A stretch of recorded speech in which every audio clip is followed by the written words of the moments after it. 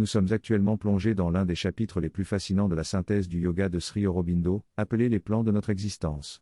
Dans ce chapitre, Sri Aurobindo décrit les différents plans de conscience, commençant par les principes fondamentaux qui définissent un plan de conscience dans le cosmos. Il explique que chaque plan est caractérisé par la relation spéciale entre la conscience du Purusha et la Prakriti, ainsi que par les variations de la substance de l'existence, de la conscience et de la béatitude. Il détaille ensuite la nature du plan physique, mettant en évidence les blocages qui limitent la conscience et la béatitude sur ce plan. Il passe ensuite à décrire le plan de la vie, où l'énergie vitale prédomine, mais où la pleine conscience n'est pas encore présente. Dans un paragraphe, il résume les relations entre le plan de la vie et le plan matériel, expliquant comment ces deux plans sont étroitement liés et interagissent en permanence. Sri Aurobindo souligne également que nous ne sommes pas conscients de l'influence considérable du plan de la vie, qui nous entoure et traverse notre être, car nous utilisons principalement nos sens corporels. En réalité, cette influence nous atteint à travers nos corps vital et mental et leurs sens correspondants. Ces corps subtils possèdent des pouvoirs et des capacités bien plus grands que le corps physique, mais nous en sommes peu conscients car ils agissent secrètement en nous. Il explique que ces influences subtiles peuvent parfois passer inaperçues, mais qu'elles ont tout de même un effet sur nous. Par exemple, nous pouvons ressentir l'humeur d'une personne avant même d'être conscients de sa présence physique, grâce à la connexion qui s'établit au niveau du corps vital. Sri Aurobindo mentionne également le cas d'Ingo Swan, un célèbre artiste et médium, qui a développé une vision subtile exceptionnelle et a pu observer les détails des corps subtils et des énergies. En somme, Sri Aurobindo explore les différentes dimensions de notre existence et souligne que nous devrions nous ouvrir à la conscience de ces plans subtils, qui nous influencent constamment mais que nous négligeons la plupart du temps. Cette prise de conscience nous permettrait de comprendre notre véritable nature et de nous élever vers des niveaux de conscience supérieurs. Bien que ces peintures aient une grande valeur normalement si les gens comprenaient ce qu'elles représentaient, la plupart des gens ne s'intéressaient pas à ces peintures et étaient plus intéressés par ces peintures fantasques. J'ai lu dans l'un de ses livres comment il décrivait le fait de voir chez les personnes quand la force vitale d'une personne commençait à croître et à augmenter. Il voyait cela prendre forme dans l'aura et le corps subtil, comme des plumes qui grandissaient autour de la tête, des épaules et des bras. Cependant, lorsque la vitalité des gens augmentait trop, ils s'engageaient spontanément dans des activités où ils dépensaient ou épuisaient leur vitalité, la perdant ainsi complètement. Ces descriptions m'ont semblé inhabituelles car elles soulignent comment les formes que nous portons souvent, comme les plumes dans les coiffes militaires, sont une tentative de reproduire sur le plan physique ce que nous voyons dans l'aura. Cela démontre comment notre façon de nous habiller peut refléter ce que nous ressentons au niveau subtil. Cela met en évidence le fait que bien que nous ne puissions pas voir consciemment ces niveaux subtils, nos efforts spontanés pour agir vont dans leur sens. Ensuite, l'auteur parle de la relation entre le corps subtil et les organes physiques, en particulier en ce qui concerne le corps mental et le corps vital. Ils forment ensemble l'existence complexe de notre corps physique. Le corps mental est le siège de l'esprit véritable, tandis que le corps vital est plus étroitement lié à la nourriture et relie le corps physique au corps mental. Les points de connexion entre ces deux corps sont extrêmement importants et sont appelés plexus de notre vie physique et mentale. C'est une idée déjà connue dans les traditions spécialisées, comme l'acupuncture en médecine chinoise et l'ayurveda en médecine indienne. Ces points de connexion, également appelés marma dans l'ayurveda, sont des points d'énergie subtils qui peuvent être perçus dans le corps physique mais appartiennent au corps vital. Rubin ne développe pas cela davantage car cette connaissance existe déjà dans des traditions spécialisées et il n'est donc pas nécessaire de l'élaborer ici. Les nadis sont les canaux énergétiques qui gouvernent et contrôlent les processus biologiques de manière essentielle, même plus que le système nerveux physique lui-même. Ils permettent de comprendre le lien avec le corps mental et offrent la possibilité de devenir conscient de ces canaux par le développement personnel. En utilisant les nadis, nous pouvons entrer en relation consciente avec le monde de la vie et d'autres mondes, ainsi que de vivre des expériences plus subtiles et d'obtenir une connaissance plus intime des vérités et des faits du monde matériel. Les nadis sont des points de contrôle cruciaux où l'énergie vitale se croise, formant des plexus. Ces plexus sont des points de connexion d'où l'énergie se répand dans le corps physique. Les nadis sont reliés aux chakras, qui sont des centres d'énergie subtile. La biologie est une expression du corps énergétique de vie et les fonctions biologiques peuvent être modifiées en agissant sur les nadis. C'est la base de l'acupuncture et de l'acupression, notamment dans la tradition de l'Ayurveda où ces points sont appelés marmas. Il y a 108 marmas dans le corps humain, reflétant une signification cosmique plus large. L'utilisation de ces connaissances, en utilisant des aiguilles dans la médecine chinoise, permet de modifier et de contrôler les fonctions du corps énergétique et du corps physique. Les aiguilles servent de point de connexion pour stimuler les nadis. L'énergie et la conscience sont capables de pénétrer à un niveau plus profond où le flux réel des nadis existe. Les plexus sont des points d'entrée pour la conscience, permettant de guider le flux énergétique et d'agir sur les fonctions physiques. L'influence de l'esprit sur le corps est plus puissante que l'inverse, ce qui explique pourquoi il est plus efficace de changer d'état d'esprit pour influencer la biologie.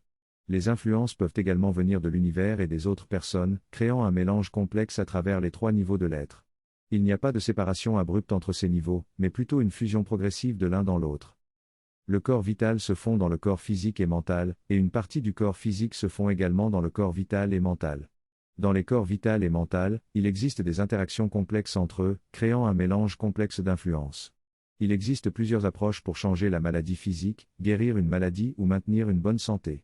L'une d'entre elles est l'intervention au niveau physique en utilisant la force vitale ou l'intention mentale. Les points d'entrée sont appelés marmas, qui peuvent être modifiés pour influencer le fonctionnement de la force vitale. Par exemple, en tapant sur un marma qui est lié à l'index, on peut modifier le fonctionnement de la force vitale dans l'index. De même, en agissant sur le système nerveux au point où il se divise pour fournir les sensations à l'index, on peut engourdir le doigt en injectant un anesthésique. Les marmas ont un impact sur les différents aspects du corps et de l'esprit, tels que la perception, les sensations, la vitalité et la gestion des substances. Les centres de marma les plus importants sont situés au niveau des épaules, et en les activant ou en y injectant de l'énergie ou de l'intention, on peut immédiatement modifier les fonctions du foie ou de la rate, par exemple. Cette connaissance des marmas est enseignée dans certains courants ésotériques en Inde, mais le nombre d'écoles et de professeurs qui l'enseignent est limité, et ils sont très sélectifs dans le choix de leurs étudiants en raison de la puissance de cette connaissance et des risques de mauvaise utilisation.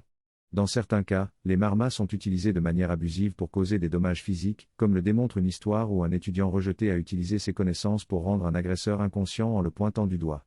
Il est également mentionné que cette même puissance peut être utilisée pour guérir les gens en médecine chinoise, par le biais de la manipulation des aiguilles.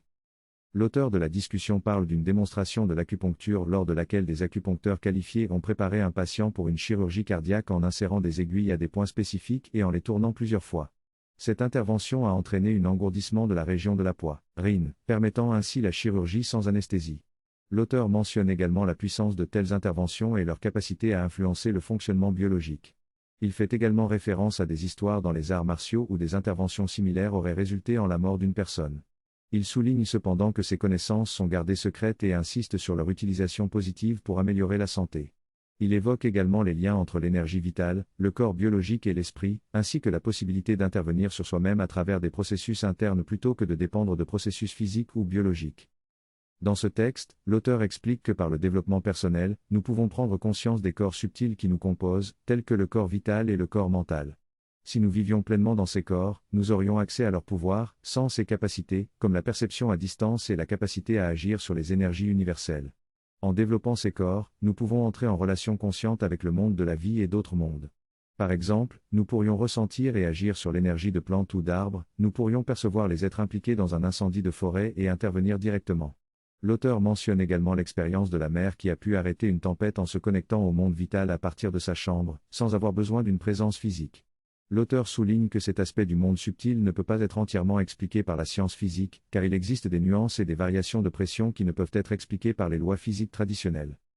La synthèse du texte stipule que les phénomènes météorologiques tels que les tempêtes peuvent être expliqués par des phénomènes énergétiques se produisant dans le monde vital. Ces énergies, souvent conscientes ou semi-conscientes, peuvent être apaisées par quelqu'un qui possède une base de paix profonde.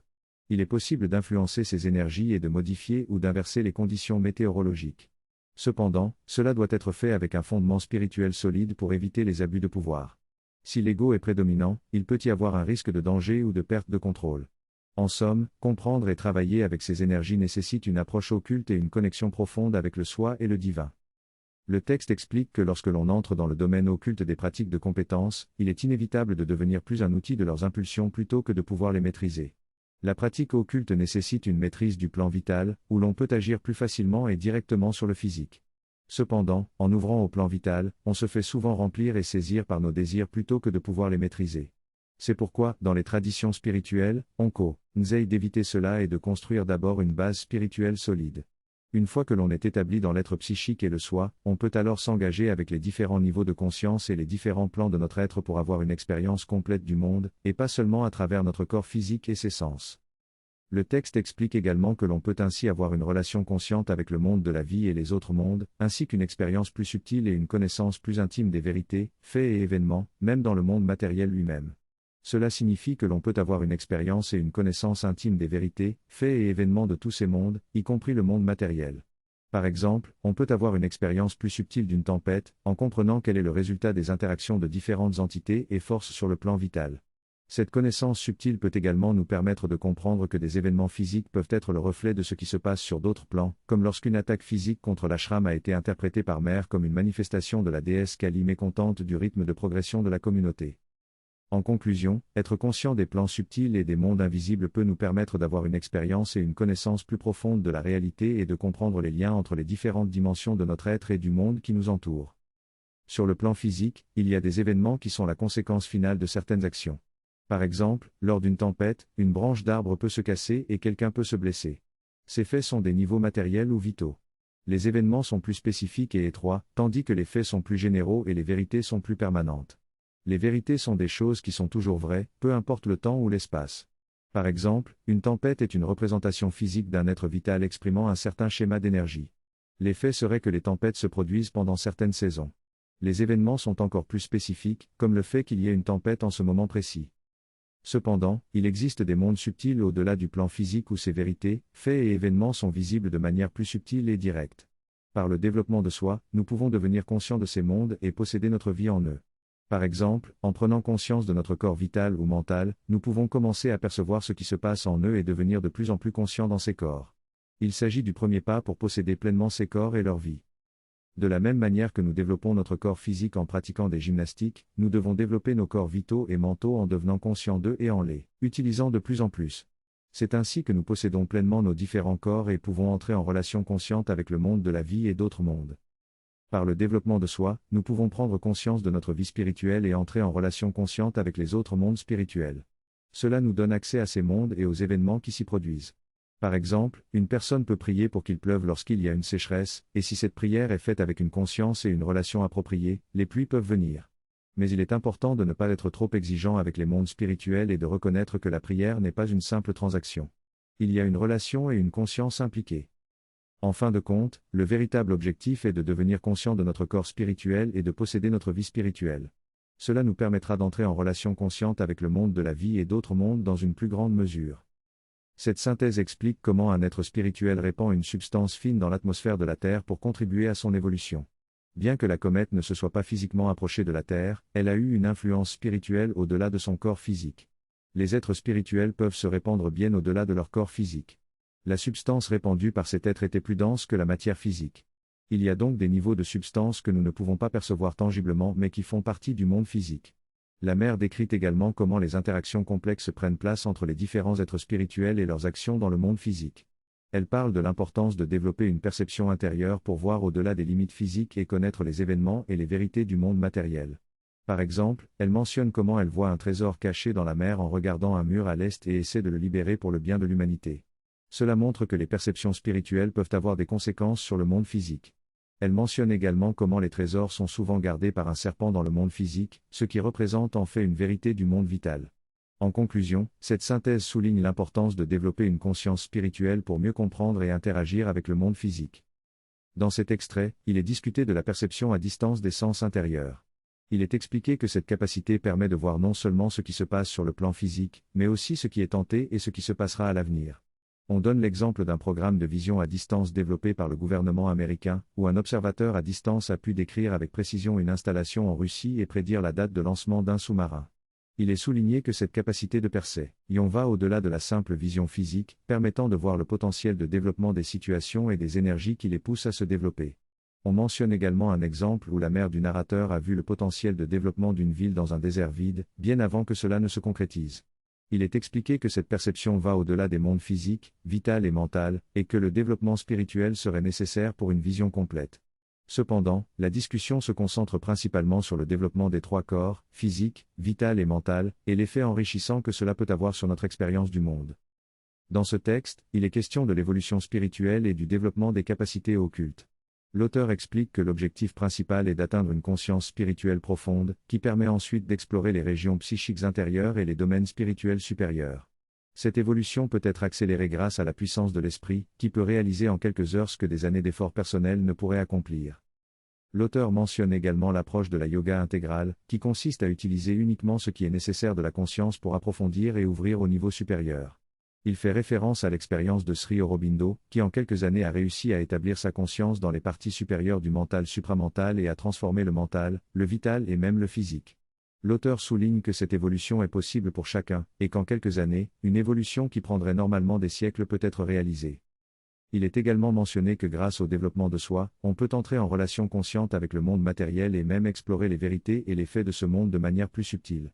Un exemple est donné avec les travaux de Annie Besant et Leadbeater, qui ont utilisé leur vision intérieure pour explorer la structure moléculaire, atomique et subatomique de la matière physique, bien avant que ces connaissances ne soient découvertes par la physique moderne. En conclusion, l'auteur met en avant l'importance de cette perception intime et profonde pour connaître réellement le monde, tant sur le plan spirituel que sur le plan matériel. Cette approche permet d'explorer les niveaux les plus subtils et d'atteindre une compréhension plus profonde des vérités de l'univers. Dans ce texte, l'auteur parle de l'approche yogique de la science et de son lien avec la science physique. Il explique que les yogis, grâce à leur perception intime de la réalité, avaient accès à des connaissances sur la matière et les processus matériels. Ils utilisaient cette connaissance pour développer des formules et des processus qui permettaient d'amplifier ou de condenser des énergies spécifiques afin d'obtenir certaines propriétés. Cependant, l'auteur souligne que la science physique moderne, bien qu'elle se soit développée de manière rigoureuse et détaillée, s'est limitée aux instruments et a perdu cette perception intime de la réalité. Il explique que la physique est maintenant à une impasse où elle ne peut plus expliquer certains phénomènes et qu'elle aura besoin d'utiliser des moyens de perception intérieure pour aller plus loin. L'auteur suggère que la science physique et l'approche yogique de la science se rejoindront à un certain point et se confirmeront mutuellement. Il souligne également que cette approche matérialiste de la science était une étape nécessaire dans l'évolution humaine, qui permettra ultimement de relier la matière à des plans plus élevés d'existence. Les chercheurs les plus profonds commencent à vivre davantage sur des plans de notre existence autres que le matériel. Certains de ces chercheurs ont développé des perceptions intérieures qui leur permettent de vivre également sur ces plans, bien que moins intensément que Ingo Swann, un artiste dont la vision intérieure s'est ouverte de manière dramatique. Il pouvait percevoir avec une grande richesse de détails les connexions d'énergie entre les personnes et se concentrer pour amplifier et explorer leurs perceptions subtiles. Ce genre de capacité est rare et indique un don développé au fil de vie antérieure. De même, de nombreux visionnaires à distance, lorsqu'ils sortaient de leur corps, se rendaient dans des accélérateurs de particules et pouvaient décrire de manière étonnante le flux d'énergie derrière les particules qui les composent. Cependant, leur problème était qu'ils avaient du mal à distinguer le monde physique des domaines vitaux ou mentaux, et cela les rendait presque fous. Par exemple, ils voyaient des choses qu'ils pensaient être physiques et agissaient en conséquence, mais se rendaient compte que les autres les regardaient étrangement. Ou bien, lorsqu'ils fermaient les yeux physiquement, leur vision intérieure restait active et ils voyaient tout ce qui se passait dans la pièce, y compris les niveaux vitaux et mentaux, ce qui les empêchait de dormir dans certains cas. De plus, ils ont commencé à voir des êtres qui voulaient interagir avec eux, mais qui n'étaient pas forcément bien intentionnés. Tout cela a bouleversé leur monde et ils ont finalement cherché de l'aide auprès de personnes ayant une vision clairvoyante pour apprendre à fermer leur vision intérieure. De la même manière que l'on ferme les yeux physiquement pour limiter la perception, il existe un équivalent énergétique dans les mondes vitaux et mentaux permettant de choisir de se tourner vers l'intérieur plutôt que vers l'extérieur. Il faut donc s'entraîner à fermer ces portes de la perception, tout comme on s'entraîne à les ouvrir. Lorsque l'on est conscient de ces niveaux, on comprend que les possibilités et les pouvoirs de perception ne sont jamais perdus. On peut ouvrir et explorer consciemment autant que l'on veut, mais il faut du temps et de la pratique pour atteindre un niveau de contrôle permettant de fermer les portes de la perception et de retrouver sa place normale. Le pouvoir de perception est toujours là, il suffit de le réveiller lorsque nécessaire. Dans ce passage, l'auteur aborde le concept du développement personnel et explique comment nous sommes souvent inconscients des mondes vitaux et mentaux qui nous entourent. Il mentionne que nous recevons des informations de ces mondes à travers les autres personnes et même de notre propre subconscient. L'auteur souligne l'importance de devenir conscient de ces domaines pour pouvoir se développer personnellement. Il explique que le lien entre le monde vital et physique se fait à travers les chakras ou plexus et les organes liés à l'énergie vitale. Il encourage à s'ouvrir et à devenir conscient du monde vital, puis du mental, ce qui est possible grâce au développement personnel. Ensuite, l'auteur aborde le monde mental et explique comment il se relie au monde physique. Il mentionne que l'information précédemment expliquée s'applique également au monde mental. Il décrit ensuite comment le mental influence les mondes en dessous et se fond dans l'existence spirituelle. Enfin, il mentionne que cette compréhension nous mènera à explorer les domaines spirituels plus élevés. Dans cette discussion, il est mentionné que les mondes mental et spirituel sont plus courts et moins développés que le monde vital ou physique. Le texte aborde également les interactions entre les mondes spirituels et physiques, ainsi que leur influence les uns sur les autres. L'astrologie est mentionnée comme un moyen d'appréhender ces influences, en particulier sur le plan vital. Cependant, il est souligné que l'influence primaire sur le caractère d'une personne se situe au niveau vital, et que l'astrologie est donc plus liée à la caractérisation de la personne qu'à la prédiction d'événements. Le texte indique que l'astrologie cesse de s'appliquer lorsque quelqu'un se tourne vers une vie spirituelle et que son énergie et son caractère se transforment. En ce qui concerne les autres planètes, il est noté qu'il existe de nombreuses spéculations et interprétations différentes, mais que la connaissance traditionnelle de l'astrologie serait basée sur une perception intuitive ou yogique des planètes et de leurs influences. La perception des psychologues transpersonnels ou astrologues, peu importe comment ils se nomment aujourd'hui, n'est pas basée sur une compréhension profonde. Leur interprétation de Uranus, Neptune et Pluton est largement spéculative voire fantaisiste, et je ne lui accorde aucune valeur. Il est agréable et fantaisiste d'attribuer des niveaux de conscience supérieurs à ces planètes, car cela ne peut pas être mesuré, donc on peut leur donner l'interprétation que l'on souhaite. Je suis désolé de freiner cet enthousiasme, mais Shearwind explique dans ses écrits sur l'astrologie que les anciens connaissaient Uranus, Neptune et Pluton, ainsi que quelques autres planètes OD, et là, mais ils ne les ont pas incluses dans l'astrologie en raison de leur influence extrêmement mineure sur les circonstances. Elles ne font que provoquer de petits changements dans les détails des événements, donc cela ne valait pas la peine de les inclure. En réalité, ces planètes n'ont rien à voir avec les niveaux de conscience supérieurs. Aucune des planètes n'a de lien avec la conscience supérieure. Leur influence principale est sur le vital et même le vital étendu peut parfois influencer le mental. Mais cela s'explique par le lien entre le vital et le mental. Si la spiritualité était le résultat des planètes et de leurs influences, alors nous n'aurions pas de libre arbitre. Les planètes sont le résultat d'une conscience spirituelle et donc le spirituel est le maître, à la fois dans le cosmos et en nous. En s'éveillant à nos niveaux de conscience plus profonds et plus élevés, même en commençant par notre mental pur sans mélange vital, nous acquérons déjà une liberté de base à partir de laquelle nous pouvons agir pour inverser ou neutraliser ces influences sur nous. Une analogie pertinente serait celle de la météo. Les effets de la météo se font principalement sentir sur notre corps, comme l'humidité, la pluie, la chaleur. Cela affecte notre corps et peut nous fatiguer, rendre notre mental moins clair ou agiter notre vital. Mais cela n'agit pas directement sur notre mental ou notre énergie vitale, c'est indirect. De la même manière, l'astrologie détermine les influences sur le vital et à quel point cela peut influencer, mais l'influence du supramental est plus forte. Indépendamment de la température et de l'humidité, nous pouvons résister et neutraliser ces influences par notre volonté consciente et notre vitalité. Il en va de même pour l'esprit et les influences astrologiques, et bien sûr pour le spirituel, car beaucoup plus est possible. Pour illustrer cela, il y a eu un cas d'une personne confrontée à des problèmes majeurs dont l'astrologie prévoyait la persistance pendant des années. Après avoir informé la mère, les problèmes ont disparu le lendemain et la mère a expliqué qu'elle avait effacé son destin grâce à son intervention. Cela montre à quel point la puissance spirituelle peut tout changer. Cependant, il est important de noter qu'il y a des limites à cela. Sheer Rubber Do a répondu à une personne qui voulait aller voir un gourou familial après être entré dans l'ashram. Il a expliqué que lorsque quelqu'un vient vers eux, ils prennent sur eux le fardeau de leur karma, et si la personne revient à son gourou familial, tous ces karmas tomberaient sur elle. Cela montre la gravité de la situation lorsque Sheer Rubber Do prend sur lui le fardeau de nos karmas, nous libérant ainsi de ce fardeau. Finalement, l'initiation chez Sheer Rubber Do représente un effort pour se reconnecter à un mécanisme passé et cela peut avoir des conséquences karmiques importantes pour nous, notre famille et tout notre destin. Il est donc important de prendre conscience de cela avant de chercher une initiation ailleurs. La cérémonie dont il est question n'est pas un événement informel mais implique une puissance occulte et des conséquences spirituelles. Il est important de prendre cette décision au sérieux et de choisir si l'on souhaite se consacrer entièrement et exclusivement à la conscience divine ou s'engager avec ces pouvoirs intermédiaires qui peuvent refléter des influences spirituelles dans une certaine mesure, mais qui sont principalement liées à la famille et à l'hérédité génétique. En suivant ces influences, on se soumet à leur emprise et à leurs influences négatives. En matière d'astrologie, il est essentiel de reconnaître ses limites et de s'aligner sur une conscience supérieure afin de réduire considérablement leur influence. Lorsque l'on accorde de l'importance aux planètes, celles-ci se montrent plus influentes sur nous. En choisissant de dissoudre ces alliances et de se consacrer uniquement à la divine conscience maternelle, on se protège des influences néfastes des astres qui peuvent être modifiées pour notre bénéfice. Il faut donc faire le choix conscient de se connecter à la conscience divine en évitant de se laisser entraîner par des pratiques et des croyances qui sont en réalité contraires à la voie de l'intégralité. Dans cette discussion, nous explorons l'importance du corps vital et de l'égalité dans notre vie quotidienne.